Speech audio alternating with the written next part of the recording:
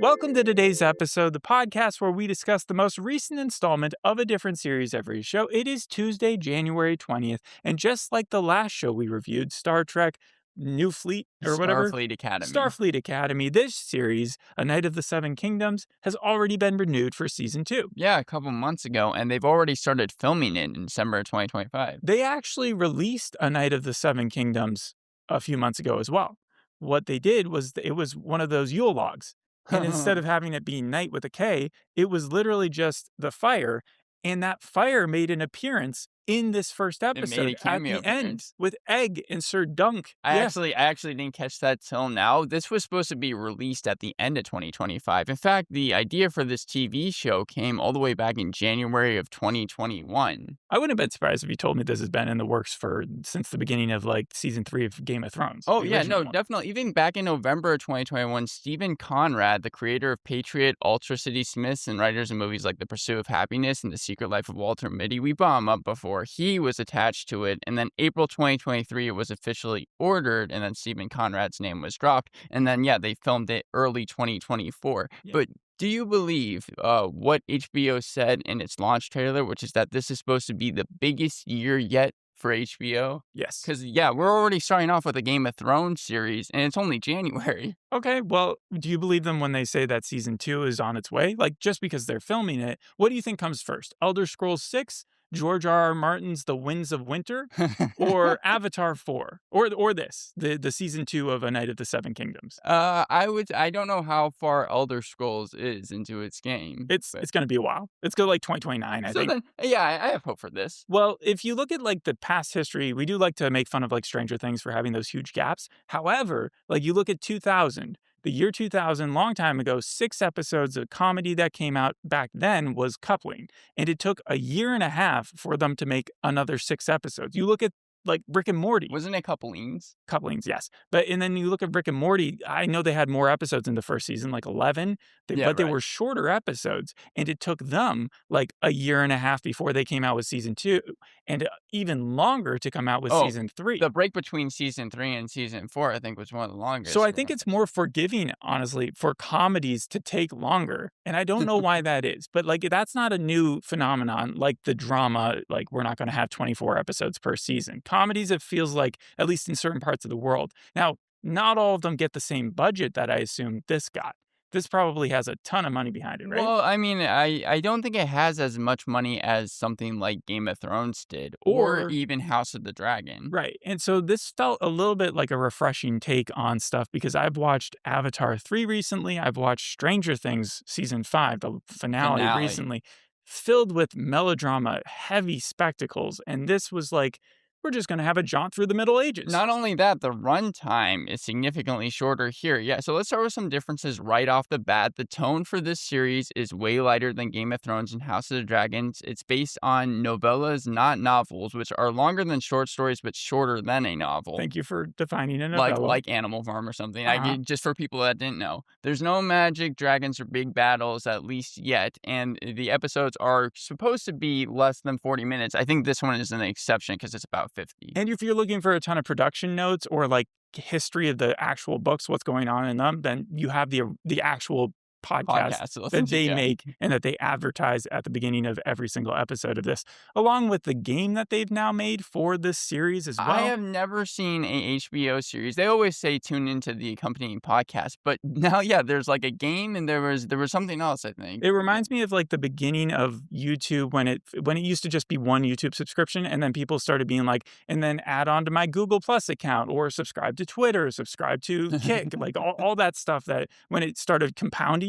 And it just feels like at a certain point, HBO is going to have to like pull it back because right now they're at 3 different advertisements for the thing they're about to show you. And then at the end, they show you another trailer. And then after that, they just have the cast describing what you've just seen. Those are some deep cuts, though. Kick, I haven't thought about since like 2016. But no, I agree with you. There was like every single time you tuned into an HBO Max show in this past month, this trailer would play. Yes. No, they did, I think, good with the marketing. It is one of the most anticipated shows of the year. So let's talk about it. The first episode is 50 minutes. It's called The Hedge Knight. That's the same name as the novella? And I imagined a person just literally defending a hedge. Like it was just a guy stationed outside of a hedge. They kind of make jokes of it. They're saying this is kind of like the commoner's night, someone who can't afford to live it up, like in a kingdom or something. Yeah. It's a midquel, so it's right between House of the Dragon and the original Game of It's Thrones. around, I believe, 100 years before Game of Thrones. I thought that was the other one. I thought that was House of the Dragon. Well, no. So around 100 years before Game of Thrones, and then House of the Dragons is about 70 years after that. It makes sense because we do see some of the legacy players from different people. I know in House of the Dragon, it was all about the Targaryens, but in this, we have Baratheon, like the great grandfather, Lionel. What else do I want to say about that? Oh, the first season of House of the Dragon, I enjoyed very much, and then I kind of stopped watching it. Game of Thrones, I saw throughout, so I had a whole. One thing about George R. R. Martin. Westeros type shows is that they tend for the first season to be very good. Yes. So I agree. I would believe if all going according to plan that this should be very good. Have you read George R. R. Martin's most recent interview though? Because No, I'm I sure they're haven't. talking about it on all the George R. R. Martin podcasts. He came out and he said, "I and the showrunner of House of the Dragon do not get along, not in the slightest." He followed like they were friends in season 1 and then the guy ditched Martin. He was like, "Get out of here. I'm not going to take your notes. You have to give me your notes with the network and I'm not even going to talk to you." So like he's off the show and then they asked him to come back in, but he's still like not. And what's funny is I've heard House of the Dragon has fallen off because of it. Yeah, no, I heard season 2 wasn't as good as season 1. Didn't like something similar happen with the original Game of Thrones too? I know there was a bit of a fallout. I don't think he talks about that as much. This one he seemed like kind of soured by because he was like, "This isn't even my material anymore." Well, I And mean, season 1 he really liked. So I'm oh, kind of on his side. with House of the Dragon. Yeah, House no, of the I agree Dragon, with you. yeah. I know that A Night of the Seven Kingdoms was actually the name also of season 8, episode 2 of Game of Thrones. Yeah, it So was a backdoor pilot. and definitely It's a joke. George R. R. Martin, he has worked on this one. Like I believe, Yes. yeah, Ira Parker, he gave Is Ira it Parker Ira or Ira? Ira Parker. He gave Ira Parker like 12 unpublished short novellas just to make sure that they weren't going to run out of And material. also to make sure he could read. Okay, so should we just say, like, this is about a simple dude. He's named Kristoff, and he has a reindeer, and they set out for an epic adventure. Wait, what? Frozen. I thought you'd No, I recognize. mean I do, but like, yeah, no, All right, donkey. okay. It's about a tournament, right? A guy from a small town, Robin of Locksley. He goes in. He needs to win this thing because he gets a glimpse of Maid It Marian, and he's like, "That's it." That is exactly what I thought, because both iterations of Robin Hood, even the one that came out last year when it first started, because I remember those 2 episodes, at least I saw, was about him trying to join a competition. But as we got more into this episode, it reminded me of the 2006 TV series because I felt like it was a similar tone. Well, they certainly are costumed in a way like that. But yeah, it's about a guy who wants nothing more than to prove his worth to himself and and as well as others, even if his credentials are a little bit shady. His name is Jimmy McGill. He's a lawyer. Need a will, call Jimmy McGill. That's a Better Call Saul guy. Yeah, Okay, that was yeah, before no. his thing. Did you ever finish that series? No, I only ever saw the first My season. point is like this obviously is bringing in a lot of like things we've seen before, but the nice thing about a pilot episode is that your expectations are such where it's just his character that you're focused on. Yes. You don't know who this corresponding cast is going to be, so it feels refreshing because you don't have to feel like with Stranger Things at the end where everybody needs their due time. He's the only one who needs time. It reminds me a little bit of, and I thought this was better than that, but of Tulsa King, where it was like the pilot episode of that. It was kind of everyone surrounding Sylvester Stallone, and you saw how he interacted with everyone. And as he's his carrying brother. around a sword and that and everything. Yeah. So Sir Dunk, you said it before, he's not a dunce, but he isn't like the smartest tool in the shed, I would say. He's certainly not a Littlefinger. Oh, yeah, no, definitely not as maniacal. And it's funny because like 3 separate times I think in this episode, people approach him expecting him to like be a calculating, manipulative son of a bitch, you know, like just the classic Game of Thronesian, he's out for himself. But instead, as soon as it's apparent to them that he kind of just is this humble guy who wants to grow up and become a knight, they feel bad for him. You see that happen with the prostitutes. You see that happen with the guy who was spitting constantly, trying to get him. He actually tries to help him Yeah. get into this tourney that Well, he's I thought I really liked how it started off because for the first 3 minutes, the shallow grave. you're thinking to yourself, yeah, he's burying his old mentor. I believe that's Sir Arlen of Pennytree. We're gonna be seeing more of him in the TV So series. backflashes. Yes, And I but like how he has a penny in his sword. Like, yes, they right. made a big point about that. But it's funny because he's burying him, and you're thinking to yourself, "Okay, this is probably going to be like some dark story." And I was waiting for it to turn light, and I really enjoyed that section that they did where they had the Game of Thrones music in the background. I was expecting to see the full-on intro being like, "Thank God they kept the song," and then they cut to him defecating in a tree, and I was like, "Perfect. That perfectly describes what I feel like the tone of this series should be." Okay, I mean, that was a hilarious joke. I agree. But I do wanna say that grave was super shallow. Like, you remember in Pluribus the day after how the wolves were going after the body Yeah. in I think episode 2? I feel like the wolves are gonna get to that guy so quickly, especially the dire Well, yeah, wolves. I mean, but it was only buried by, like, one person, so I And understood before it. we get the real big critics jumping in on that, I know that dire wolves are only past the wall at this point. Like it was a big deal when the Starks found them inside the Right. wall. So yeah, it wouldn't be done that fine. However, yeah, the thing about him crapping everywhere, right? Is that this show or any of the Game of Thrones shows have never really showed the reality of a middle-aged diet. And I No. mean like the Middle Ages diet Yeah. where the lack of hand washing, the germs, no sanitation really. We see that lady filling up that glass for herself and then giving it to the guy Mhm. later on. Yeah. So it's just a lot of unhealthy behavior, not a lot of hygiene, and it came back to bite him. He has dysentery. It reminds this I think is the most even though this is the most medieval I feel like Game of Thrones has gone before. Well, Because how I do you still mean? feel like Game of Thrones and House of the Dragon was more mystical. I feel like this is the Fantasy? most, yeah, fantasy driven. I feel like this is more kind of like the Winter King or like the Tudors or something, you know? Do you agree with that? I mean, I remember when I was first watching Game of Thrones, it took quite a while before they showed like violence by sword. I remember even in the trailer for season 1, like that little bit of the knights clashing swords Yeah. that was in King's Landing, I believe. Like that was about as much as that you got in the first season. A lot of it was Ned going around making different deals with people, I and remember, like yeah. the adjustment of the kids. And it wasn't until the later seasons where the big explosions happened. And kind of in this episode, you do expect in this day and age for a pilot to end with a big explosive finale, but it went by really quickly because of the jokes. And then at the end, it kind of just before I thought it was going to, it just closed out with the credits because you are introduced to him joining up with Egg. I wanted Right. to say Ed from Cowboy Bebop. No, Egg. And then it just kind of pans to black as soon as they go to sleep. It was abrupt. I was actually shocked that that was the end of the episode, but I think that it works really well because you can look at a lot of shows that have kind of the older person and the younger person, like The Last of Us, The Walking Dead, Daryl Dixon, even things like The Road. But I like how this is lighter because I feel this is more like Sweet Tooth with the amount of heart that it has in it, which is not something that I thought that I would say about a Game of Thrones TV The series. main character is supposed to like Sir Dunk is supposed to appeal to that. He does look like Kristoff from Frozen. Like his haircut is the same.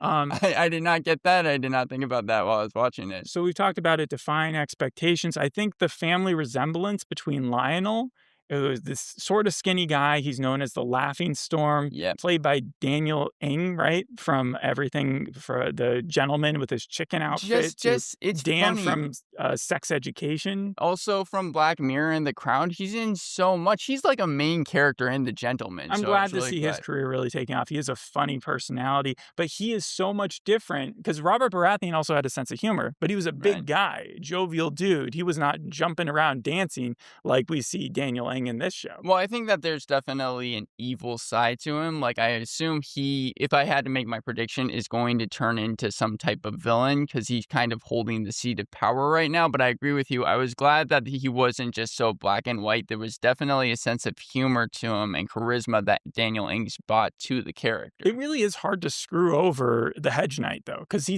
doesn't have much. I mean, you could take his 3 horses, but he, he as he said, that would only last him a couple years. anyways. So I it's not like assume I mean more when he gets into he the actual elevates himself. tournament. Yeah, when he's, like, probably, making it to the very end of it. Okay. Because that's gonna happen at some point. I don't know how, but it probably I will. mean, we're so used to seeing the characters change throughout every season, very dynamic. But he seems like the type where at the end of 6 episodes, he could be just like again walking down a road with Egg and going on to his next adventure. Like you said, novellas or whatever, like they're short stories. So this guy could be like a Sherlock adventure type thing where it's less about how he advances and the overall arc of the storyline and just more just he does the same thing every So you time. you think he's gonna be kind of I like a don't static I have character? no idea Well, I'm what's just saying gonna as happen. in terms of I do predictions. think that they introduced us to a love interest really quickly during that play scenario where she came out there. Wasn't one of the prostitutes, but what was interesting about that is that they had a dragon, Yeah. and it was the first time I'd seen them, like, kinda do the Avatar thing where they go Avatar, the TV show, where they go in and they see them performing it.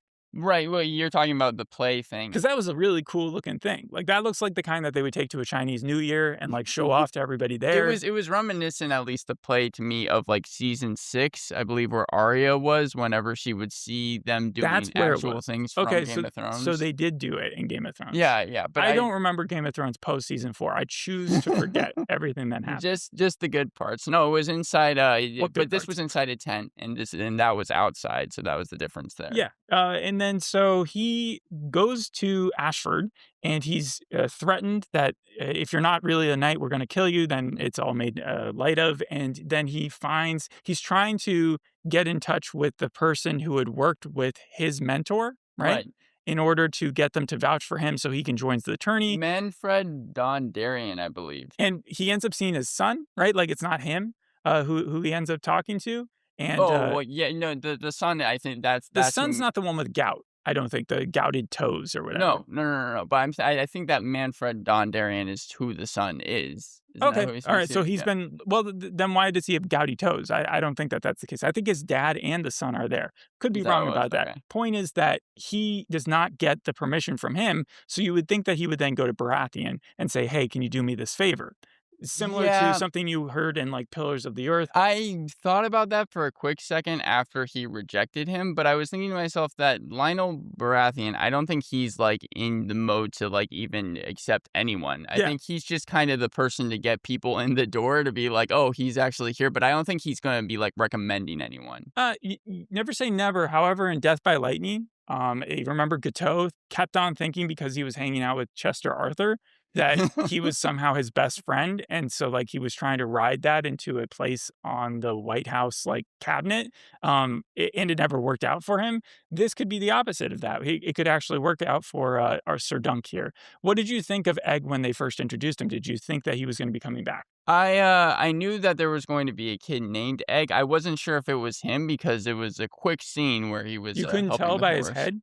By his shaved head. In the interviews, he doesn't have a shaved head. That's funny. So that was what kinda confused me. So again, like Avatar. I thought it might have just been one of those things where they were, like, referencing that was going to happen to a different kid later on, but no, it just ended up being him. I like Egg. I especially like the ending scene between the two of them. I think that they have good chemistry. It's what the show, I believe, is probably gonna rely on. Yeah. Why I would say it's a buddy comedy. So I'll ask you right now, like, what would you give this pilot? An 8 out of 10. I would give it an 8.5 out of 10. I really liked it. However, I do think there are things that could have made it better. I agree. I Yeah. agree. Okay. Well, like we already mentioned, it really ended abruptly. I thought there was going to be more to it. Also, He Raymond. wanted that explosion. Well, no, not necessarily an explosion, but it's like he's not even in the tournament yet, and there's only 6 episodes to go, and they're going to be pretty short. So it's like in terms of pacing, I just wonder how much mileage they're really going to get out of it, how much of the tournament we're really going Tournament to is season see. 2. Maybe, maybe. But then you have Raymond Fossaway and Stefan Fossaway, the people that he runs Yeah, into. so I know that there's a bunch of names being thrown about that are probably from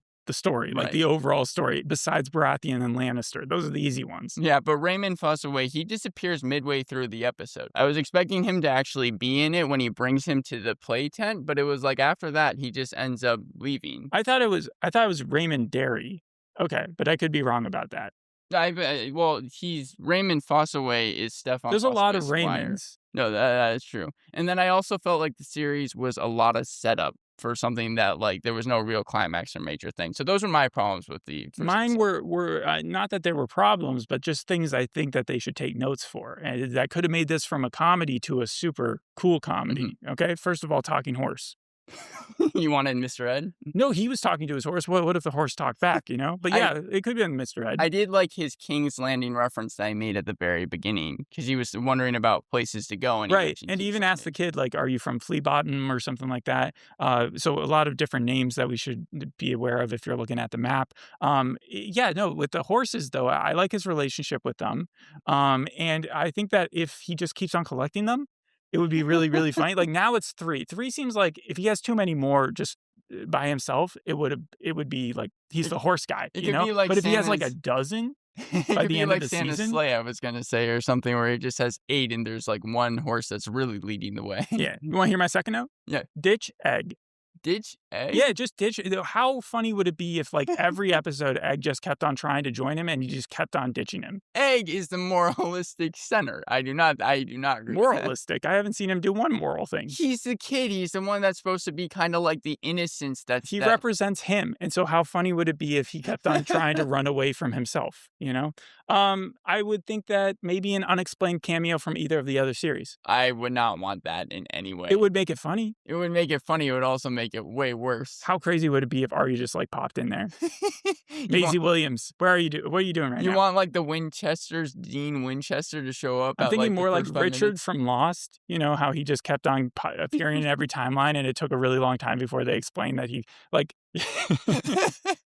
Okay. Also, they instead of HBO giving us the real trailer at the end, which, like, spoils so much about the future, especially Yeah. if the future is only 5 more episodes, instead give us a fake trailer, you know? That would be so smart. Show Dunk dying. That would be so smart because actually, even though this has gotten good reviews, massive, massive backlash to the trailer. Negative reviews across the board for the trailer after People this do know thing. they can turn off their TVs, right? No, I mean, they say that, like, they played afterwards, like, right afterwards, and that They it do play it spoiled right it afterwards. spoiled practically the entire thing. I would consider it as akin to, like, Batman v Superman trailer when that came out in 2015 and basically gave away the whole movie. People said the same thing for this. But the egg on their face, no pun intended, is that if they realize that that actually was just a bullshit trailer. That would be Yeah. genius. And the last point I have to make is more of like an overall where I hope the series ends up is that this is actually the story of how we meet one of the famous White Walkers.